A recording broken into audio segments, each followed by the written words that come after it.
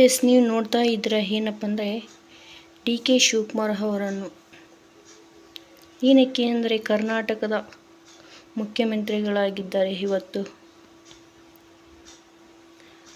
ಸಿದ್ದರಾಮಯ್ಯನ ನಂತರ D K Shivakumar ಅವರು CM ಆಗಿದ್ದಾರೆ.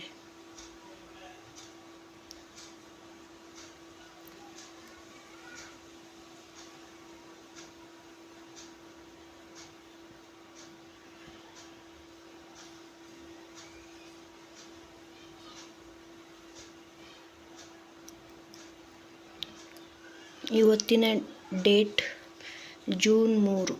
ಎಸ್, ಇಂದಿನ ದಿನ CM ಆಗಿದ್ದಾರೆ.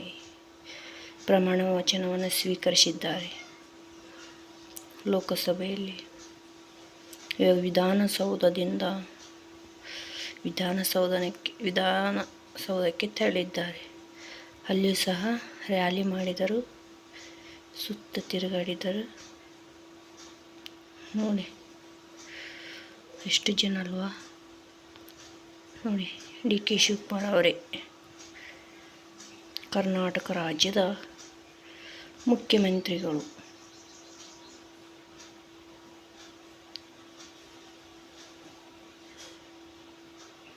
ಈ ವಿಡಿಯೋ ಇಷ್ಟ ಆದರೆ ಲೈಕ್ ಮಾಡಿ, ಶೇರ್ ಮಾಡಿ, ಕಮೆಂಟ್ ಮಾಡಿ. Thank you.